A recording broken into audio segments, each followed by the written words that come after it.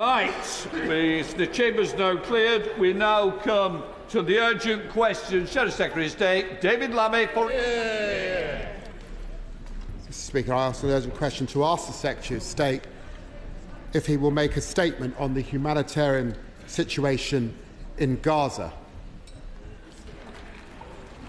Minister.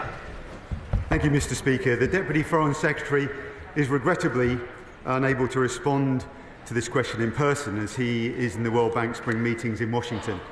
I will respond on his behalf. Earlier this month, we passed a grim milestone, 6 months since Hamas's horrific terrorist attack on Israel. The UK government has been working with partners across the region to secure the release of hostages, including British nationals. We want to see the release of all hostages. Palestinian civilians have spent these months suffering, with conditions worsening by the day. The humanitarian situation in Gaza is dire. The Iran attack and our support for Israel have not changed our focus on ensuring Israel meets its commitments to enable at least 500 aid trucks a day to enter Gaza, to open Ashdod port for aid deliveries, expand the Jordan land corridor, open a crossing into northern Gaza, and extending hours at Kerem Shalom and at Nitzana. We're pushing as hard as we can to get aid to Palestinian civilians, and as this House knows, we've been urging Israel at the highest levels to take immediate action on the bottlenecks holding up humanitarian relief. We have recently seen a small increase in the number of aid trucks being allowed to enter Gaza, but not all of them are full, and numbers are not yet close to reaching the levels required, given the severity of the humanitarian situation we now see. We will continue to press Israel to take immediate action to open Ashdod fully for humanitarian aid. Meanwhile, we recently announced new support for a life-saving aid corridor by sea to Gaza, including the deployment of a Royal Navy ship, which has now arrived in the Mediterranean and is ready to integrate with the US pier and provide a command and control platform. We're also committing up to $9.7 million for aid deliveries through this corridor, as well as providing logistical expertise and equipment. In recent weeks, the Royal Air Force has conducted 7 airdrops along the Gazan coast, delivering more than 58 tonnes of food. And UK Med's field hospital, funded by the UK, is up and running in Gaza. It's treated more than 8,000 people already, a high proportion of them children. We need to see the operating environment within Gaza improve, so that as more aid gets in, it can be distributed quickly, safely and effectively. Israel must ensure the UN has the access, equipment and staff it needs to do this. We were horrified by the attack on the World Central Kitchen convoy, which killed 7 aid workers, including 3 very dedicated British nationals. Israel must do more to protect aid workers, including guaranteed deconfliction for aid convoys and other humanitarian work to ensure they can operate safely. The findings of Israel's investigation must be published in full and followed up with a wholly independent review to ensure the utmost transparency and accountability. 6 months on, Mr. Speaker, however much we might wish otherwise, the fighting has not yet come to an end. We cannot and will not stand by. The Foreign Secretary is in the region this week, pressing for further action. Shadow Foreign Secretary David Lammy. Well, Mr. Speaker, thank you for granting me this urgent question. Conditions in Gaza are desperate and intolerable. Famine is taking hold. There is sewage pooling in the streets. The water has still not been switched back on. Almost nothing is reaching northern Gaza, where people are already dying of starvation. The healthcare system has been utterly devastated. Yesterday, leading NGOs told me about specific blocks and restrictions they face from Israeli authorities in doing their life-saving work. Aid sat waiting, unable to reach those in need, some rotting where they stood. Items removed from trucks without explanation. Doctors are reusing single-use medical equipment from patients who have died. The UN report today said 10,000 women have been killed. Mr. Speaker, this is a description of hell on earth, and it cannot go on. For months we've demanded that aid flow without restrictions, unfettered, unimpeded, at a level to meet humanitarian need. The UN Security Council has demanded it. The ICJ has ordered it. But despite the pledges made, UN figures show that there was more aid going in some days in January than there was yesterday. So I have three questions for the government. First, can the Minister be clear that Israel is not meeting its commitments, and what pressure is the government applying to change that? Second, why has the government not yet announced it's restoring funding to UNRWA? It's shocking that in the face of famine, the UK is one of the last major donors that has not yet resumed funding without explanation. Third, why is the government seemingly softening its message to Netanyahu on Rafah? Let us be clear, 1.5 million Palestinians sheltering there have nowhere safe to go. Mr. Speaker, there can't be a humanitarian operation to meet the scale of need without an immediate ceasefire now. Both sides must agree to comply, and we note that it is Hamas and their leader Sinwar which rejected the latest ceasefire deal. They must urgently agree to end this war now, to prevent the further loss of innocent life, to free the hostages still cruelly held by Hamas, to allow a surge of aid into Gaza. Minister. Thank you, Mr. Speaker. Important points have been made, and I think it's important to welcome that Israel's commitments to increase the amount of aid getting into Gaza and the limited steps that have been made. But, this is important but, more must be done, as the Right Honourable Gentleman was saying, to realise these commitments. And we continue to urge this. As I said, the Foreign Secretaries in the region, we're working hard on these issues. The Right Honourable Gentleman also talked about UNRWA. The final report from Kelowna is due at the end of April. We'll review that and then make a decision on the future funding. We do recognise the important role that UNRWA plays. And on the wider point, the more strategic point as well, in terms of our approach, it's very clear we want to see humanitarian pause and then push for the conditions for a sustainable ceasefire. Sir Oliver Hill. Right honourable friend, agree with me that the position of the hostages is absolutely key to this. And is he able to report any more progress? I mean, he's explained that Hamas have not agreed to the latest situation. But doesn't he agree with me that pressure needs to be put on them by their interlocutors who are working with them to really do something solid on the hostage problem and do it speedily? The government continues to call for an immediate humanitarian pause, as we said, to allow for the release of hostages. While we cannot provide a running commentary on negotiations, which are highly sensitive and ongoing, the UK is using all of our diplomatic channels to support international negotiation efforts being facilitated by Egypt, Qatar and the US. We come to SNP spokesperson Brendan O'Hara.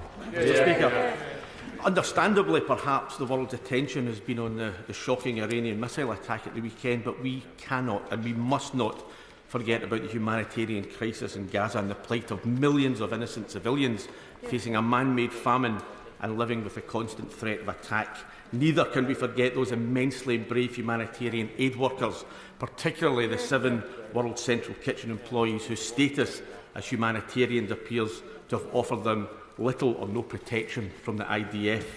And despite the promises made, the United Nations has reported that this week more than 40% of what they tried to take into Gaza was rejected.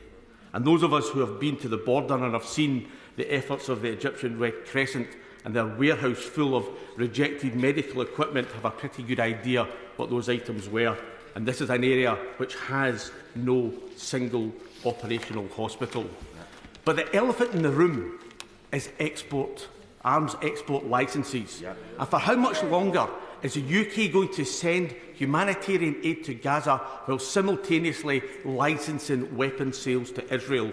And wouldn't the best form of humanitarian aid for the people of Gaza be to end supplying Israel with the weapons that will kill them?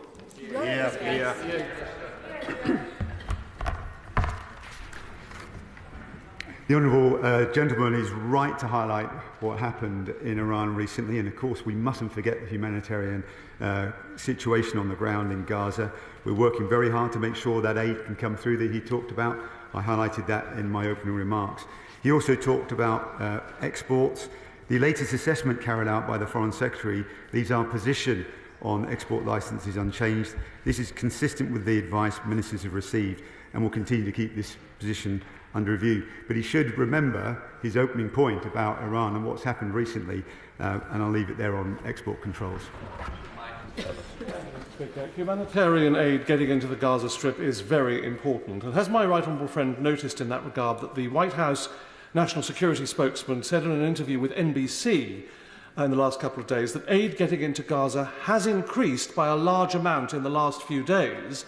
More than 2,000 trucks have been able to get in, about 100 trucks in the last 24 hours alone. 3 bakeries have reopened in northern Gaza in the past week, producing some 3 million pita breads daily, and food aid convoys are now continuing via the newly opened northern crossing. There's always more to do, of course, and as I said, it's very important. But will he accept that there are significant improvements, considering this is still an active war zone? I'm grateful for the comments from my right honourable friend. As I said in my response to the opposition previously, it's... sorry, can you just remember the question again? Sorry, on... Just about aid is improving. Excuse me. Sorry. So we've seen a limited improvement. He says it's been significant, it has, but from a low base. And clearly our aspirations are a lot higher, as I set out before. There are a number of key areas we want to see further improvements. We're working closely with Israel on that. Excuse me. Select Committee Chair, Sarah Champion. Speaker, Minister, airdrops, promises of harbours, promises of money to come. These are not even touching the sides of the scale of the problem.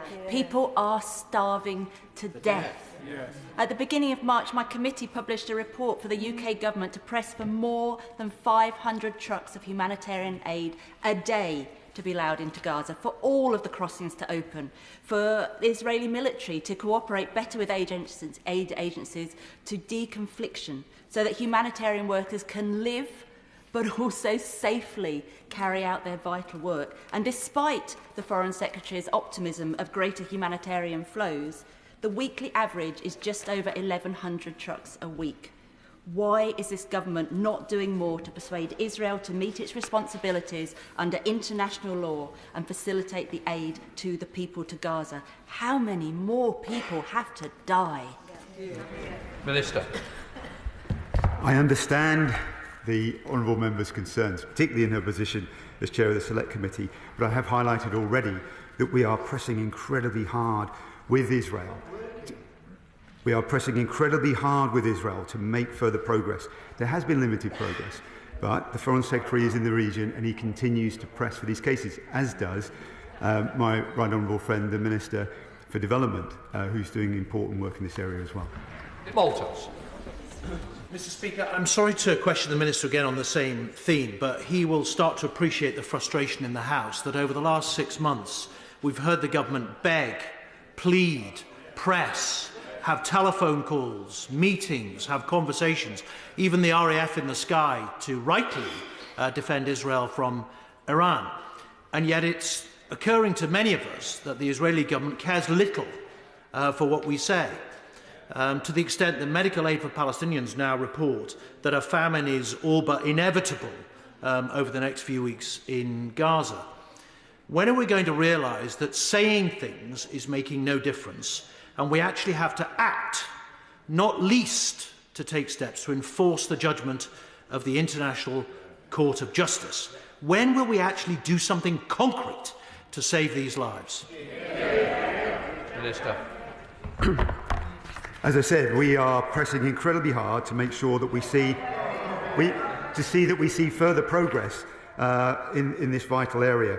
And as I highlighted before, one of the key things that we're doing is committing 9.7 million for aid deliveries through the life-saving aid corridor by sea to Gaza. This is a material step. This is action that's being taken. But clearly, we will continue to put pressure on the Israelis. They've made commitments. We want them to stand up and realise, or allow agencies to realise those commitments. Julie Elliott. Thank you, Mr. Speaker. Crossings are still not open. Trucks are going in half empty.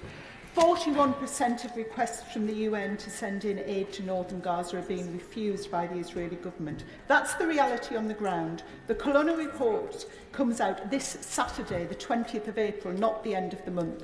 When will the government come to this House to tell us when it will reinstate funding to UNRWA, the only aid organisation with the infrastructure on the ground to deliver aid at scale?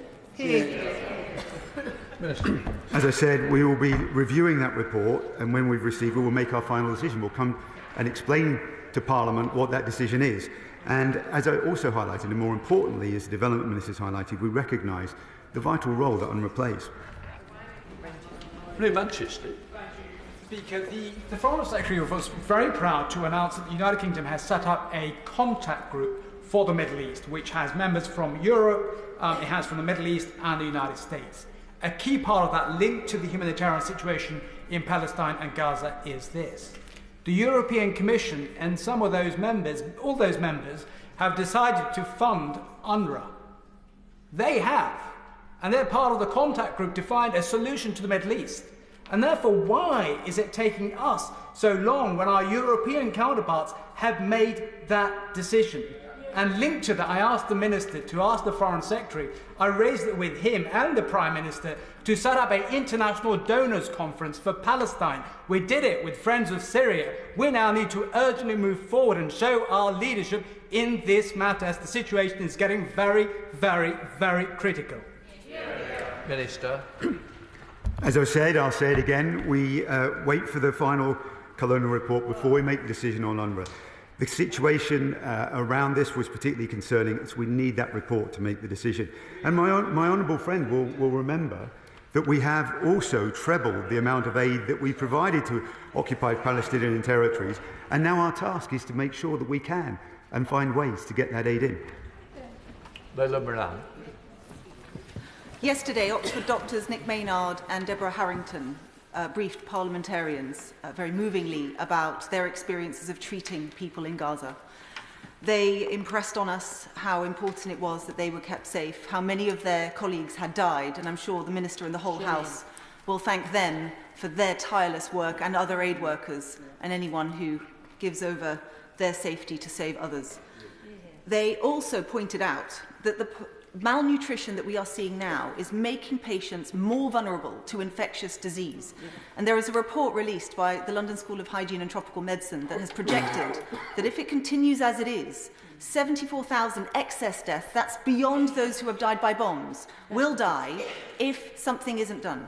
So will the Minister agree with me that the only thing that needs to happen now is that immediate bilateral ceasefire, but also a rebuilding of the medical situation in Gaza now, not later, because that is what's stopping people from getting the life-saving treatment they desperately need. Minister. I join her in praising the vital work of aid workers in the most challenging of circumstances and highlight the courage and bravery that they demonstrate. And obviously we want to make sure that we create the conditions in which they can operate more safely. She calls for a ceasefire. We call for a pause that can lead to a sustainable ceasefire, which will enable that to happen. And of course, as we move to that situation, then some of the issues she talked about, particularly around providing that extra medical support, can be provided. Thanks very much, Mr. Speaker. Access to the north of Gaza for humanitarian aid is still dire. 28 children reported to have died of malnutrition and dehydration. UNRWA continues to be disproportionately affected by access restrictions and was last able to deliver food to northern Gaza at the end of January. Other countries, as we've heard, are restoring funding to UNRWA, including the United States. So why are we taking so long? Minister. We want to see the report and we'll make our final decision. We recognise the important role of UNRWA We also recognise the importance of opening a crossing in northern Gaza, which she highlighted in her opening point, and we are pressing Israel to make sure that they stand up to their commitments. Richard Bergen.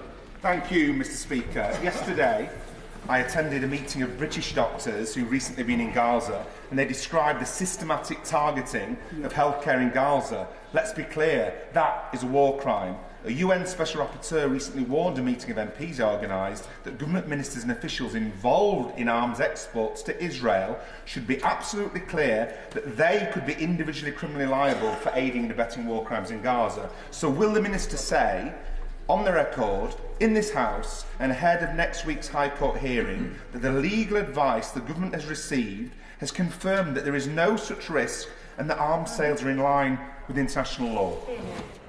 Minister. These assessments we've made on our position on export licences remain unchanged, and this is consistent with the advice that ministers have received. We'll continue to keep this position under review. Thank you, Mr. Speaker. As was referenced earlier, our close allies in the United States have commended Israel for stepping up the amount of aid getting into Gaza. Yet once those aid trucks are on the Gazan side of the border, Hamas has sought to hijack the trucks and seek to cynically use the distribution of aid as a political weapon, as recognised by this government. So, can I ask my right honourable friend what assessment he has made of the level of control exercised by Hamas on UNRWA and the distribution of aid? He makes important points, and that's why we're waiting for this final report, as I've said repeatedly, so we can make a final decision. The underlying situation relating to UNRWA was very, very challenging, and we need to make sure this aid is used for the appropriate purposes. He makes a very important point. Absolutely. The government rightly condemned Iran for risking destabilization in the region and demonstrating intent on sowing chaos in its own backyard. Yet we have had 6 months of Israel killing civilians, doctors and aid workers, destroying almost all civilian infrastructure in Gaza, cutting off water, fuel and electricity, and severely limiting the supply of aid. This is all in clear violation of international law, has destabilized the region and sown chaos in Israel's own backyard. So will the minister condemn the action of Israel then too? Minister. Look, we recognise that Israel has the right to defend itself, and we're calling for an immediate pause to get aid in and get the hostages out, as we said.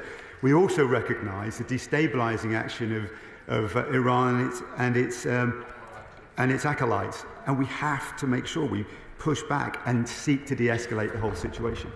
Blackman. Speaker, by now there could be a humanitarian pause. Aid could be flowing into Gaza to help those poor individuals who are threatened with famine and the war. But of course, just as the last humanitarian pause was breached by Hamas, Hamas refused to accept having a ceasefire on the terms that have been agreed. That could mean that the hostages could be coming back now. That could mean that the people of Gaza could be receiving the aid. Does he agree with me that Hamas are clearly the obstacle to peace in the Middle East? Minister. Clearly, Hamas are an obstacle to peace. Their actions provoked terrible atrocities in Israel back in October, and we find that abhorrent. We do now, though, want to make sure that we can find a way of tackling these terrible humanitarian situation, as I've described, and find a way to to tackling destabilising activity, further destabilising activity by Iran. Paul Williams. Thank you, Mr. Speaker. Replying to my written question on the 15th of April, the Minister said, "We want UNRWA to give detailed undertakings about changes in personnel, policy and precedents." Has the Minister or any of his other colleagues actively sought these undertakings and changes from UNRWA by contacting them directly? And if so, on what date was that request last made? Minister. The broader issue about honour, obviously, is we're waiting for this final report, and then we can make decisions on the detailed points he's made. I'll raise them with the Development Minister and get back to him. Nigel Bills. On the UNRWA funding issue again, would the Minister confirm that it is inconceivable that the money we would earmark for them will not be given this year? So could he either set out what alternative agencies he thinks on the ground could do the same work and achieve the same outcomes, or would he just confirm we're going to have to give them the money anyway, so we may as well get on with it? Minister. Look, I've already said that UNRWA do and carry out important work and have a vital role, but the situation, the concerns around their activities mean that we have to have this report, and we want to then look at our approach and our funding in relation to it. Rachel Hopkins. Thank you, Mr. Speaker. Oxfam has reported that 1.1 million people are projected to be facing catastrophic levels of food insecurity in Gaza, and children are now starving. Samantha Power, Administrator of the USAID, told US Congress last week that northern Gaza is now experiencing famine. Does the government share that assessment, and how will aid get there? Minister. We continue to be very concerned about the humanitarian challenges that are in place in Gaza, and as I've highlighted to the House, we are pressing really hard. We're taking steps ourselves. We've increased the amount of aid that we're committing to the region, and we're focusing laser-like to seek Israel to step up to the commitments they've made. They've already made some limited progress. We need to see more. Jemson. Mr. Speaker, thank you. Israel's right to self-defence comes with clear responsibility. Gaza has become a conflict hellhole, and the delivery of more humanitarian aid from the international community, including the UN, is non-discretionary. But could the Minister please confirm to the House that everything possible is being done with the Israeli government to ensure that non-combatants are being supported and are not being inadvertently targeted or hit?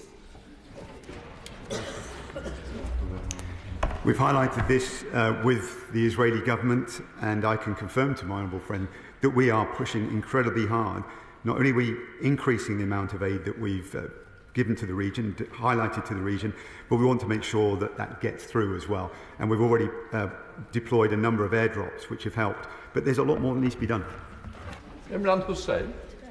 Thank you, Mr. Speaker. As has been said, over 33,000 killed, 70% of whom are women and children.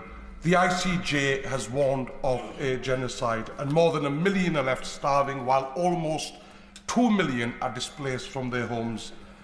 Yet, even as the Foreign Office's own legal advice, which they continually refuse to make public, is purported to declare that the Israeli military are breaking international law, and the UN Security Council pass a resolution calling for an immediate ceasefire, the reality remains nothing has changed.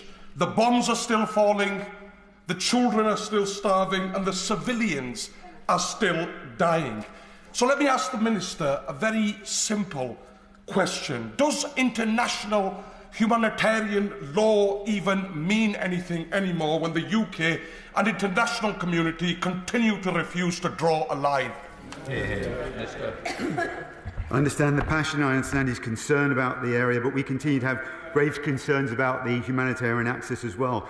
But this is not sufficient to undermine our judgment that Israel is committed to complying with IHL in general. Israel's military is reported to be using lavender, an artificial intelligence system, to help choose its bombing targets in Gaza. This is machine decision-making over human decision-making and arguably sacrifices accuracy in favour of speed. The lavender system identifies targets which are only reviewed for 20 seconds before authorisation of a strike. What discussions has the Minister had with MOD colleagues about the use of AI in combat, the concerns over error rates and the humanitarian impact on the ground? Minister. Too many civilians have been killed, and we want to see Israel take greater care to limit its operations to military targets and avoid harming civilians and destroying homes. That's the message we give to the Israeli government when we engage with them. John MacDonald. The situation in Gaza is having its impact on the West Bank. Tragically, this week, a 14-year-old Israeli child was found dead, and that set off a process of settlers rampaging across the West Bank. We now know that 4 Palestinians have been killed and others brutally attacked. The evidence is that the IDF soldiers stood to one side and allowed that to happen. A meeting with Israeli colleagues this morning, we hear that the Israeli government now is arresting legal and peace observers from the West Bank. Could the government now make it very, very clear to the Israeli government that observers should be allowed to operate within the West Bank to ensure that peace is maintained, but also could we have a report now in detail on the sanctions that the government is applying to Israeli settlements and Israeli settlers? Minister. I don't know the detail of some of the earlier points that he'd made. I'll welcome receiving that. But in terms of the sanctions, we put them in place. My understanding and memory is that on 2 individuals, we keep this under review constantly because those actions and what happens in the settlements are important and the implications it has for the West Bank. Rehman.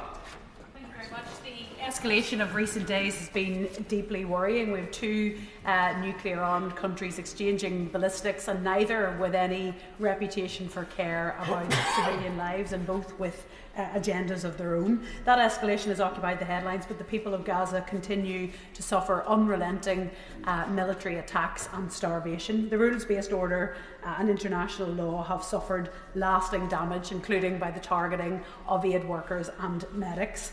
The UK's influence with an out-of-control Netanyahu government has yielded very little. One of the few legal tools available is the suspension of arms export licences. When will the government use that? Minister. As I said in previous answer, our assessment on export licence remain unchanged. We've got one of the world's most robust export systems in the world, enshrined in law through the Export Control Act and implemented through our strategic export licensing criteria. I think it's really important that she recalls and notes not just the humanitarian situation in Gaza, but also what's happening through Iran's destabilising activities as well. Thank you, Mr. Speaker. Humanitarian agencies have concluded that we have passed the point of being able to avert famine in Gaza. Whatever we do now, it will be too late for those people who will have starved to death by the time the aid arrives. That is a stain on the international community. Can the Minister update the House on what specific steps this government has taken to bring about the full implementation of Resolution 2728 passed by the UN Security Council over 3 weeks ago? Pleading, pressuring, pressing the Israeli government clearly is not a strategy that is working. So why doesn't the UK government recognise that consequences and concrete actions can start with the stopping of arms sales to Israel? Minister. We are urging, we're pleading, we're doing everything that we can. We're doing everything that we can to make our case. And we're also tripling the amount of aid that we have to 100 million. And, as I said as well, we're taking action to have this life-saving aid corridor by sea to Gaza. These are important actions that we're taking forward. Colin Lockhart. Thank you. Having seen the drone attacks on Israel at the weekend, it is disappointing to watch the government and US administration basically telling the Israelis to roll over and accept this aggression by Iran. It was, however, encouraging to see an alliance of air forces assist the Israelis to protect their people. I do wonder why there is little condemnation of this aggression against Israel and continued acknowledgement. Had October the 7th never happened, there would be none of this happening. Therefore, what is this government doing to ensure both Gazans and Israelis are free from Hamas and Iranian aggression respectively and can live normal lives? And as we say in the UK, Israel has the right to defend itself. Minister. I agree, the government agrees that Israel does have the right to defend itself, and as part of our approach to finding and putting in place, enabling to put in place a sustainable ceasefire, the role of Hamas has to be put clearly in place. It must not have the influence it has at the moment, and its ability to fire rockets into Israel will need to be completely diminished to enable that sustainable ceasefire to take action. Stella Creasy. Mr. Speaker, the Minister will know His words are not cutting through. Hamas was wrong to reject the ceasefire, but what Israel does next is not inevitable. And yet the Minister for Defence on Monday evening said that they were waiting for aid to be delivered to Rafah and for civilians to leave, and then they would begin the military operation. He will know there is nowhere for these people to go, and there is no food elsewhere. It is an impossible choice for people. A few pita breads will not cut it for millions of people at risk of starvation and at risk of harm from a military operation in Rafah. So what will the UK do if Israel proceeds with its threat to enter Rafah? Minister. As the Honourable Member knows, I respect her enormously, and we've worked together on a number of issues. All I would just say on this, vitally important, is that we want to urge restraint about this proposed military operation by the Israelis. We are also calling for restraint in response to what's happened with Iran, although notably the RAF and others were there to provide support to defend Israel from that attack from Iran. So the Foreign Secretary is in Israel, he's in the region this week to tackle these very issues and address the points that I've made. Marshal de Cordova. Thank you, Mr. Speaker. On Monday, in response to my question about restoring UNRWA funding, the Prime Minister said that, along with allies, he was reviewing the interim findings. In subsequent responses to other honourable members, he said he was waiting for a final report, now which was due at the end of April. We know that this report is due on the 20th. Can we have a government statement on Monday where the government sets out a clear pathway back to restoring funding? The UK is the only major donor, aside from the United States, that have not restored their funding. Time is running out and lives are being lost. I recognise the importance of the point she's made, and all I would say, as I said previously, we're waiting for the report and then we will update Parliament on our decision. We need to review this report in detail. George Galloway. 17 repetitions of "we're waiting for the report" will become the new definition of complacency. The more I listened, Mr. Speaker, to both front benches describing the bloody, putrid sea of misery that is Gaza, the more I was amazed that both of them continue to support the supply of British arms and military components to the country that's doing all this. No one could understand that. And the more he said how hard they were trying, and personally I believe him, seems a sincere chap. But why isn't it working? If you're trying so hard while scrambling your jets to defend Israel, giving arms to Israel, why won't they listen to you?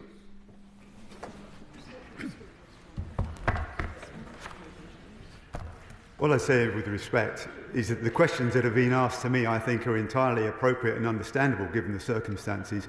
I've responded as best I can from the government's perspective. I think the honourable gentleman knows from his extensive experience that the situation on the ground is hugely, hugely complex.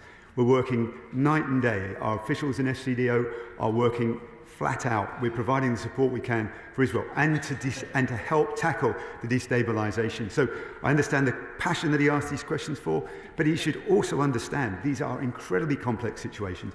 We're endeavouring to do everything we can with Israel to make our case, but they are also having to think about the implications of what's happening and act after a terrible, tragic attack by Hamas and responses by Iran as well. Olivia Blake. Thank you, Mr. Speaker. I'm concerned to hear from the Minister that the allegations that have been made by several organisations that the trucks are half full or less going in makes counting the amount of aid getting into Gaza by truck a difficult statistic to use. Can I ask the Minister what he is doing to ensure that tonnage of aid is getting to the right places? Because quite clearly Israel authorities seem to not be able to deliver on their duties under international law to get aid to the right places. And what more can the Minister do to put pressure on Israeli authorities to do what is legally binding and right to do? Minister. To make an important point, we need to not just think about the trucks but the tonnage as well. I will speak to Minister Mitchell, the Development Minister on this particular issue as well, and make sure we have extra focus on it. We do need the trucks, we do need the tonnage as well. It's vitally important. Newland. Mr Speaker, it's good to finally hear the Labour frontbench seemingly find its voice on this issue after months and tens of thousands of deaths of shameful prevarication, yet still willing to potentially sell Israeli arms. And on the UK Government's policy, own policy regarding sales, the criteria for halting arms sales does not require a legal confirmation that breaches of international humanitarian law has occurred, only that it might have occurred.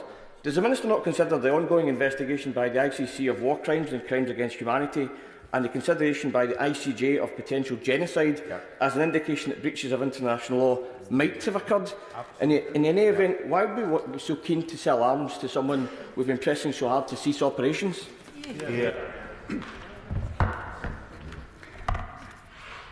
We continue to have grave concerns about the humanitarian situation on the ground, but this is not sufficient to undermine our judgment that Israel is committed to comply with IHL in general. And we've already talked at length about the export licences and our controls around that. We do recognise that Israel has the right to defend itself.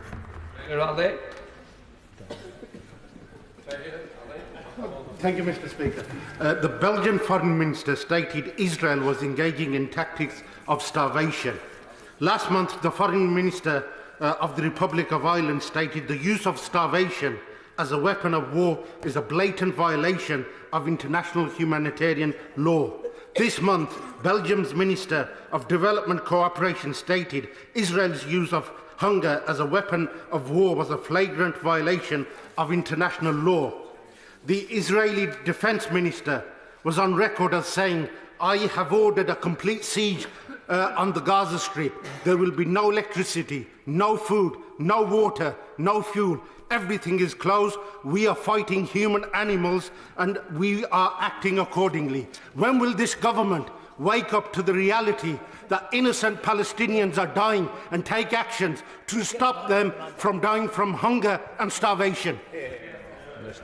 We're working hard to get the aid in, as I've already highlighted. That's absolutely critical.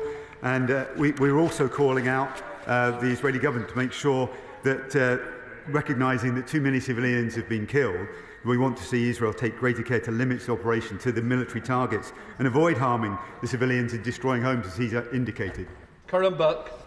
I think the world is astounded by the fact that we are having to rely upon sea corridors and airdrops for the delivery of aid when we know that the only way that we will prevent starvation in the hell that is Gaza is through mass truck supply and an UNRWA-assisted delivery. Can the Minister explain to us the government's assessment of whether the current supply of aid through trucks, air and sea is sufficient to prevent imminent famine? Minister. We've seen limited improvements. I've highlighted that already, but we want to see Israel stand up to its commitment to increase the total number of aid trucks to at least 500 a day and increasing the capacity through the Jordan land corridor to 100 trucks a day. So there's clearly more work that's required, and it's important to highlight as well, it's not just us, this is an international priority where we're working with our other partners. Tamsing Desi.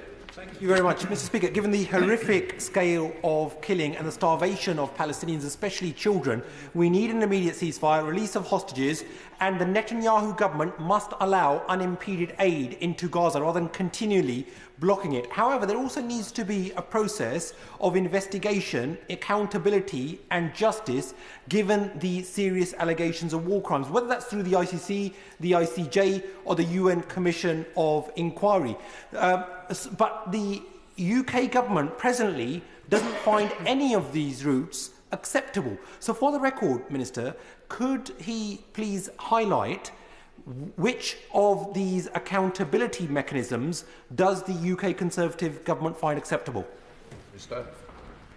We respect the role and the independence of the ICJ, but our view is that Israel's actions in Gaza cannot be described as genocide or the points that he's been raising. And we're also remain clear that formal determination of genocide should be based upon the final judgment by a competent court. Deirdre Black. Mr. Speaker, could he just explain to me the rationale, this is something that's puzzled me for some time, behind advocating a humanitarian pause in the bombing, allowing medical aid, food, water, basic supplies into Gaza, and then presumably just permitting the killing to start up again? I mean, bombing civilians is a crime against humanity. Isn't it time for humanity to be reasserted here and for the immediate ceasefire that so many have called for to be started now? Our position, the government's position, is that we need a pause. We need to get aid in, we need to get hostages out, and then work for the conditions for a lasting peace. And we have to recognise Hamas's role in getting to this point as well. And in those conditions, we need to remove Hamas's capacity to launch attacks against Israel and make sure that it's no longer in charge in Gaza. That's Shaw. Can I just say thank you to my constituents who organised a gathering for the Palestinians in the north in my constituency this weekend for Eid gathering, which I attended, and there I met Palestinian Gaza health aid workers, and I heard lots of stories, and one of them, similar to the one which is a lady who had given birth to triplets, Nuzza Awad. Her babies should have weighed approximately 6 to 8 pounds each, but actually they weighed just 2 pounds each, and they haven't even developed their thighs because of malnutrition. Now, we know that 27 children have died so far, according to confirmed reports of malnutrition. We send the RAF jets in to support Israel when they are attacked, yet Israel does not heed the British government's warnings to get humanitarian aid in. So rightfully, people are asking, why is our government so weak when it concerns saving the lives of children? Minister. Some of the points you've made are absolutely tragic. It's heartrending to hear. But I just want to reiterate that we do want to see change. We're pushing for change, and we're taking the action to make sure there's more aid available. We just need to get those conditions now to enable the aid to come forward and get through to the people that need it on the ground in Gaza. Live Ethan. Mr. Speaker, I was a bigger problem not standing. Will the ministers say why it is when the Israeli government is not listening to him about aid getting in, that the government are still considering selling arms to Israel? It cannot be the case that we are pleading with them so much that the government then accepts that situation and continues to sell those arms. We're working hard with the Israeli government on humanitarian issues which I've highlighted. Our export controls are in place and our approach remains unchanged. We do have to recognise that Israel does have the right to defend itself. Argyll. Thank you, Mr. Speaker. The Minister says the government recognises the importance of opening a northern crossing, but as my right little friend on the front bench said earlier, almost no aid is entering northern Gaza. The situation there is most desperate, in a desperate situation everywhere. Just what pressure, exactly what pressure is the government applying to ensure that routes to northern Gaza become operational as soon as possible and remain open? Minister. It's part of our ongoing diplomatic efforts with Israel and with our like-minded partners as well, who are committed to providing aid to get that in. And one of the key things that Israel's committed to is to that northern route. She makes that point very importantly, and that is one of those elements that we're continuing to urge Israel to stand up and commit to. Ronnie Cowan. F-35s are reducing Gaza to dust.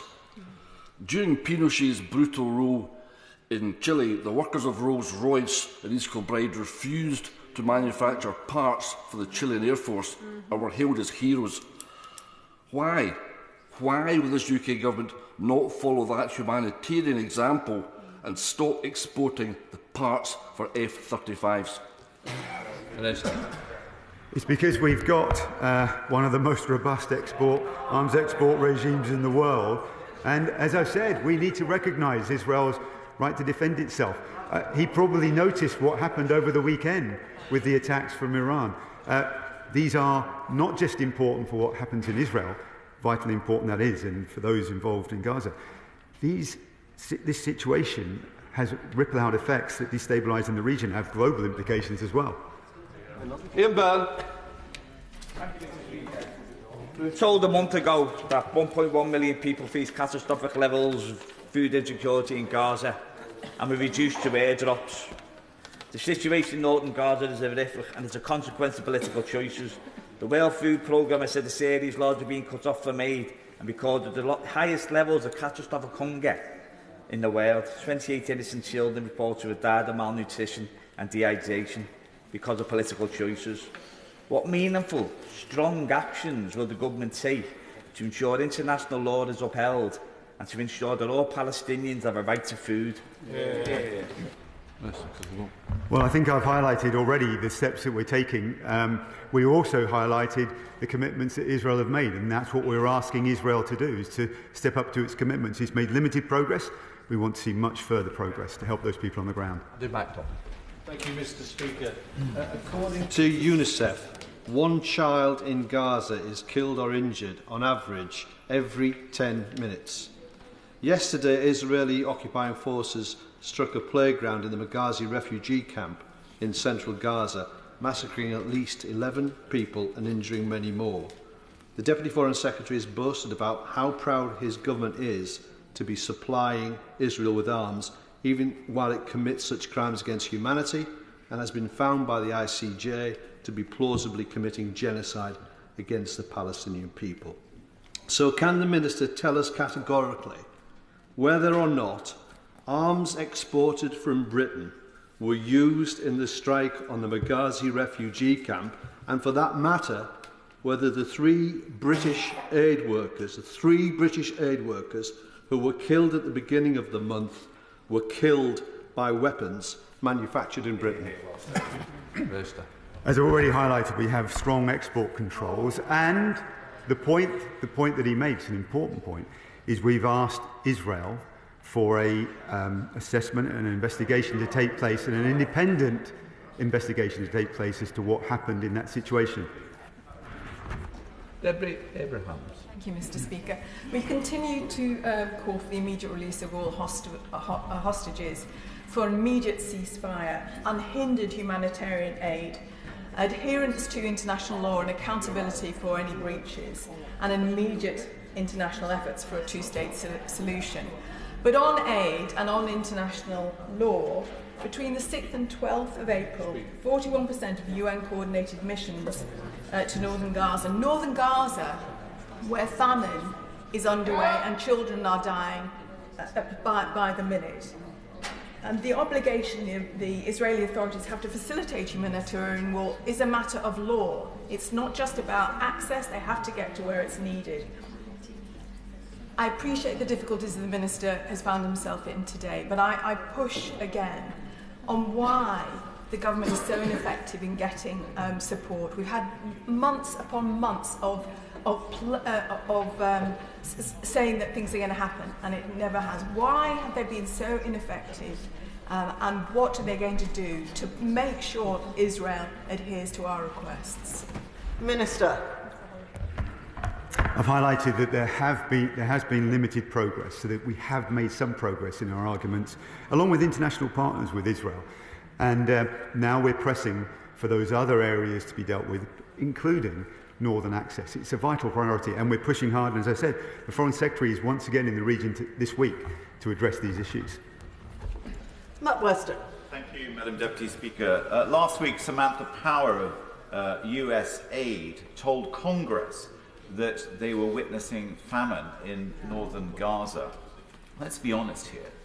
To the wider global population, it appears Israel is using starvation as a weapon of war, whether it be the supply into the country or intimidating and killing those workers who should be distributing it. So does he share the US assessment of the situation, and will he commit to supporting and restoring the funding of UNRWA? Minister. We remain concerned about the implications and the targeting of civilians. Too many have been killed, and we want Israel to make sure they take greater care to limit its operations to military targets. And as I said repeatedly, we await this report from Kelowna about the UNRWA situation, and then we can examine our response. Andy Slaughter. Thank you very much, Madam Deputy Speaker. Some 500 healthcare workers have been killed in Gaza in the past 6 months. That's more than the total number of healthcare workers killed in all conflicts around the world in the previous 2 years. Does the Minister agree with Professor Nick Maynard, the British surgeon recently returned from Gaza, that healthcare workers are being deliberately targeted? And if so, why is the UK still supplying arms to Israel? Minister. I've addressed the point about arms, but I think it's important the point he makes about protecting aid workers, and we believe they need to do much more to protect them, and that includes the guaranteed deconfliction of aid convoys and other humanitarian work to ensure that they can operate safely. Clive Betts. Thank you, Madam Speaker.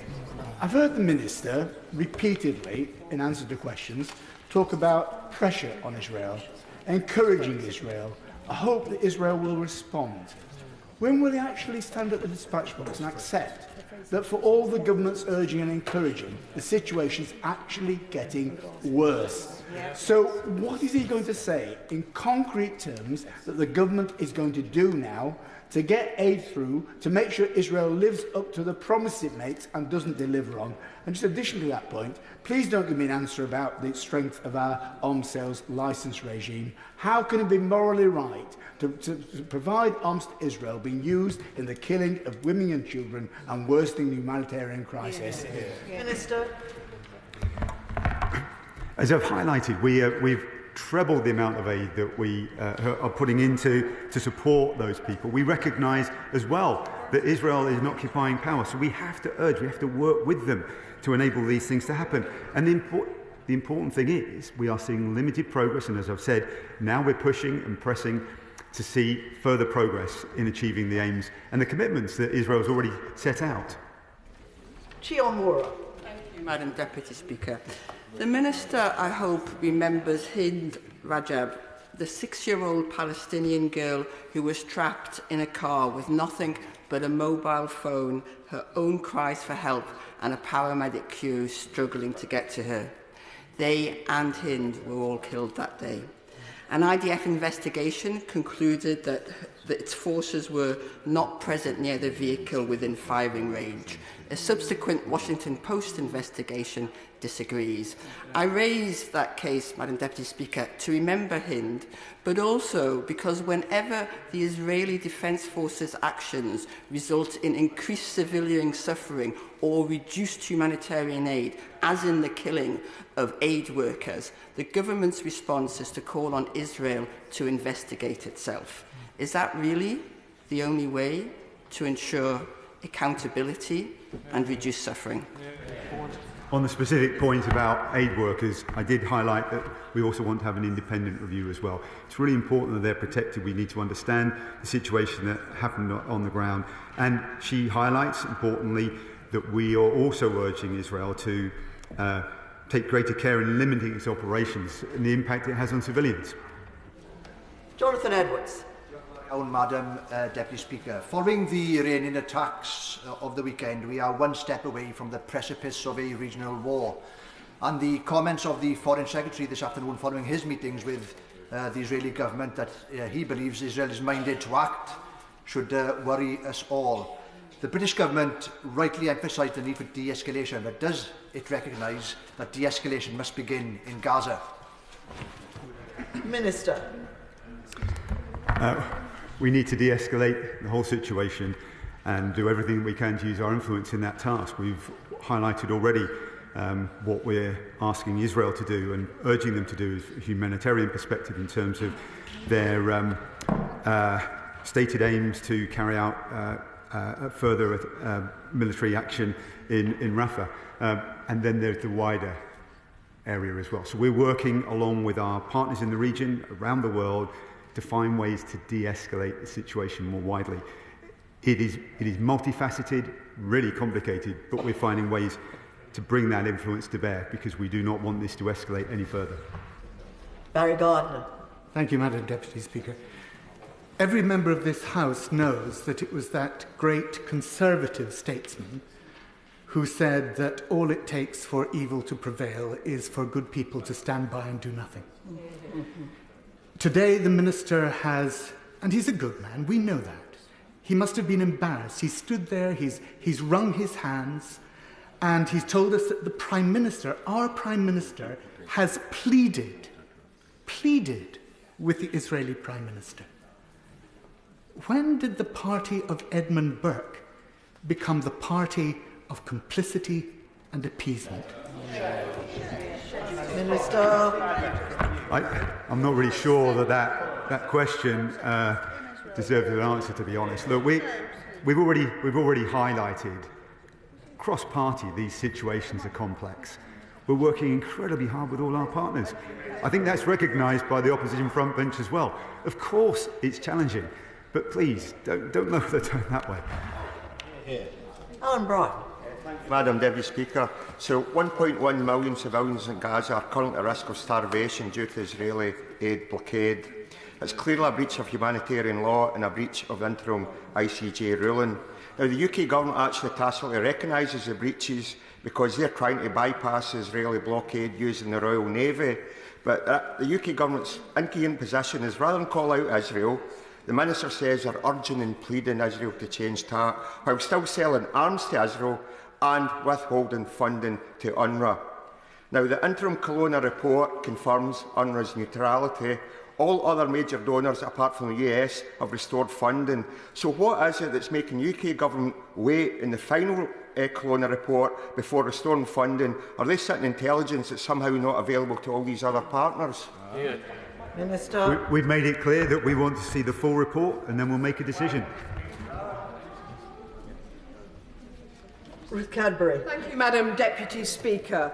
Between the 6th and the 12th of April, 41% of UN-coordinated aid missions to northern Gaza were impeded or denied access. The Israeli authorities' obligation to facilitate humanitarian support is not just about getting trucks in, it's about getting aid to where it's actually needed.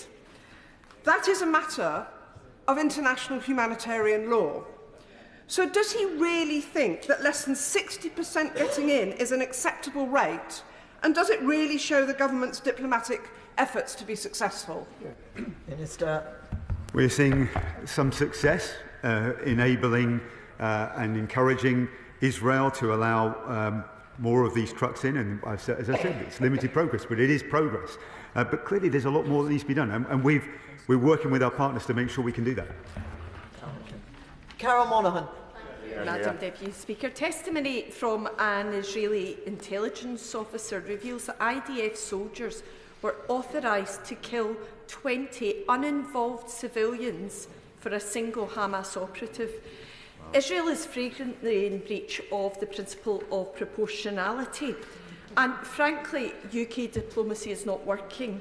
So what will it take for the government to finally admit that Israel is breaching international humanitarian law and cease arms sales? Minister. We talked about this a number of times in this urgent question and our responses. And I'm just about to answer that particular question. Thanks for the encouragement there. We have grave concerns about the humanitarian access, but this is not sufficient to undermine our judgment that Israel is committed to complying with IHL in general. James Murray. Last week, Samantha Power, the Administrator of US Aid, told Congress that northern Gaza is now experiencing famine. Almost no aid is entering northern Gaza. So does the Minister agree this situation is intolerable and unacceptable? And what exactly is the government doing to make sure it changes urgently? Minister. Yeah, the situation is incredibly challenging, and one of the things, and I've said it already in answer to one of the earlier questions, is that in the commitments that Israel have made, one of them is about access in the north, and that's what we continue to urge Israel to now live up to its commitments so that aid can come in from the north, as well as more aid more generally into help those on the ground in Gaza. Richard Ford. Thank you, Madam Deputy Speaker.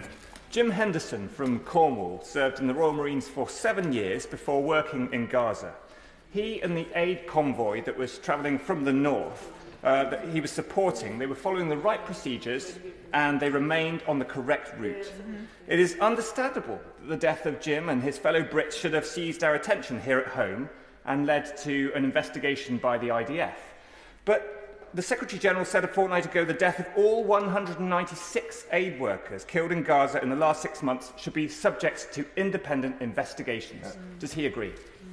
Minister. I've already highlighted how important it is that we urge Israel to do much more to protect aid workers. We want to make sure that there are guaranteed deconfliction of aid convoys, and we need to do other humanitarian work to help. And I want to pay tribute to those individuals who've done heroic work, including those that he highlighted. I think the honourable member will recognise that that individual he referred to is a constituent of my honourable friend, the member for Truro and Falmouth, who've been working, as I understand it, closely with their families, and I'm grateful to her for that. Michael Shanks. Thank you, Madam Deputy Speaker. The Minister, on a number of occasions today, has said how complex the humanitarian situation is on the ground. UNRWA is the aid agency with most of the logistical and organisational network to deliver that. On Monday, the Prime Minister was asked a number of times around the interim report that he says the government has received. Will the Minister commit to publishing that in full, and the discussions that he says he's having with allies on what should happen next? Will those be published so that we know what it is that's holding back the UK from being the last country not to fund UNRWA? The thing that's holding us back from signing off our approach is seeing the report. That's what we need to wait for. It's coming very, very soon, and we will be responding to that in full. Alison Tulis. The Director-General of the World Health Organization, Dr Tedros Ghebreyesus, has talked about the devastating destruction of Gaza's hospitals, including the dead bodies still being removed to the ruins of Al-Shifa. Will the United Kingdom fund the World Health Organization and other charities on the ground in Gaza to rebuild the shattered hospitals that have been destroyed under Israeli bombardment, and will he deliver the ceasefire necessary to allow this construction to happen, because that cannot happen while there is no construction materials going into Gaza? She makes a characteristically thoughtful point, an important one about reconstruction. I think our immediate approach now is about the pause, getting aid in. That's got to be the top priority right now. Then as we look forward, let's get those conditions in place to have a sustainable ceasefire. And as part of that, we can work through how that construction or reconstruction would take place. Kerry McCarthy. Thank you.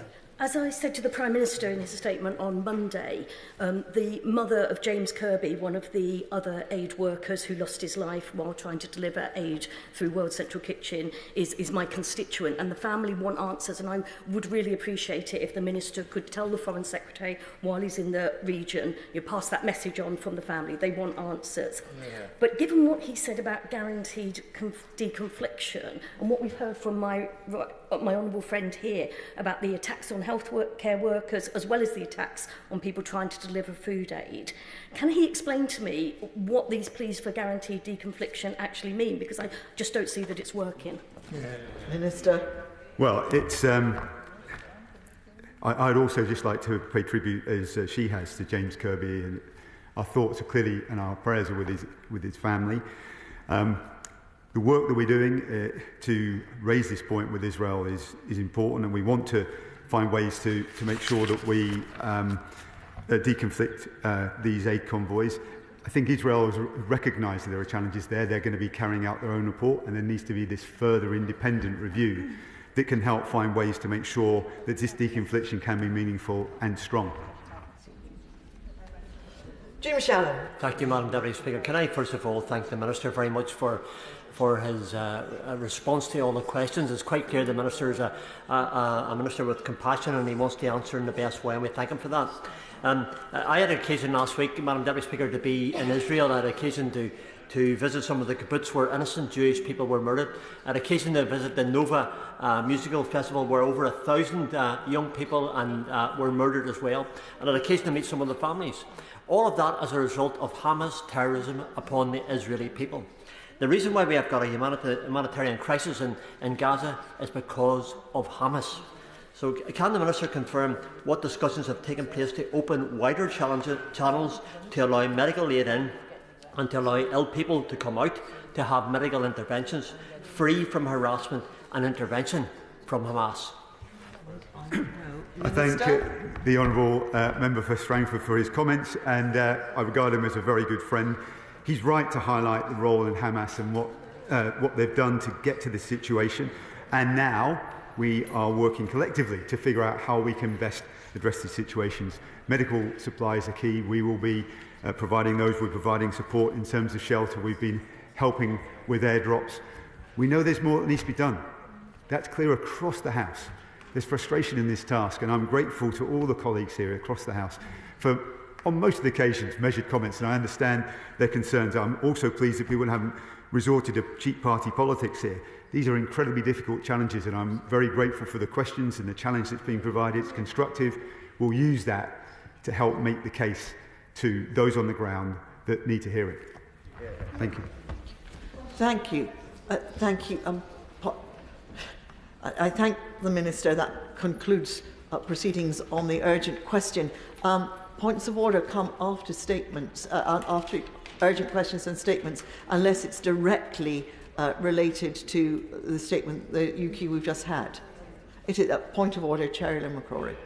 Thank you, Madam Deputy Speaker, and I apologise for not giving you forward notice of my point of order, but it is something that has just occurred. The member for Tiverton and Honiton just referred to the death of one of my constituents, which has just recently happened in relation to this urgent question, without notifying me. And the reason I raise this today, Madam Deputy Speaker, is this is an incredibly sensitive time, and I have connected with the family through the Foreign Office and Development Consular Service, which is the right and proper thing to do, and I am nervous that his name is being taken to score points across the chamber when it is completely inappropriate to do so. And I wonder if you could advise me how we can avoid this in the future. I thank the Honourable Lady for her point of order.